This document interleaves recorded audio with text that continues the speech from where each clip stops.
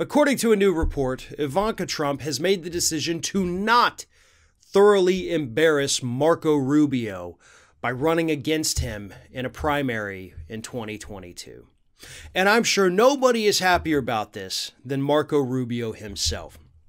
The report says that actually just a couple weeks ago, Rubio sat down with Ivanka. The two of them were together and they had a little chat. And I'm assuming it was because he was worried she was going to primary him. And instead, she said that she is giving her full support and endorsement to his reelection campaign. So Marco Rubio, from the threat of Ivanka Trump running, has nothing to worry about there. I'm actually a little disappointed. I'm not going to lie. Look, I don't want Ivanka Trump to be my senator from here in the state of Florida. I think she's a terrible human being.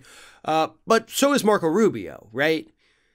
So you're looking at replacing one horrible human being with just another horrible human being. So, kind of offsets there. It's no real loss either way, because I don't think for a second that a Democrat is going to come and take that seat away from Rubio at all. But here's the thing. Rubio, as I've repeatedly said, in my opinion, is the dumbest member of the U.S. Senate.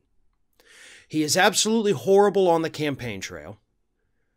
He cannot perform in a debate. Chris Christie proved that in 2015. The guy's just terrible. He is so incredibly, stupidly weak that any Republican with even just half a brain has the ability to destroy him in a primary. Not just beat him, destroy him.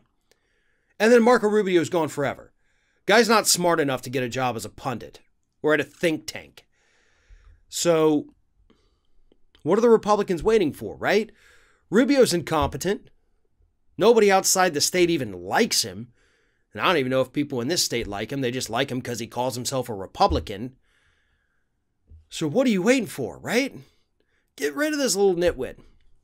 Now, obviously, the problem with that is that when they finally do find somebody to primary Marco Rubio, it's not going to be like a Mitt Romney type. It's not going to be a more moderate Republican. No, it's going to be like a Matt Gaetz type. And that is actually what concerns me the most. Because I've said that Matt Gaetz, I seriously doubt he could win outside of Florida. In fact, I'm pretty sure I said I don't think he could win outside his district. I do think he could win a primary against Marco Rubio, and then again, just by virtue of being a Republican, could likely win that Senate seat. I do think that that is a very real possibility. Now, he is also not generally liked a ton outside of his district, so it may be a little bit harder for him to sell that. But again, just by virtue of being a Republican, somebody like Gaetz or even somebody equally as extreme would likely have a good chance of winning that seat from Marco Rubio.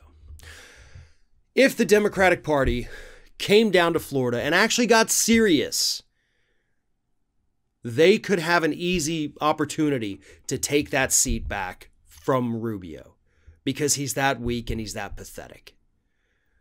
But the Democratic Party really hasn't taken Florida seriously ever since Bush v. Gore. Like, I don't know what that did to Democrats here in Florida, but it kind of killed their spirits. But it's been 20 years now. I think it's time for them to move on, to get serious, because unless you want Florida to become just another deep red state down here in the South, you'd better get to work.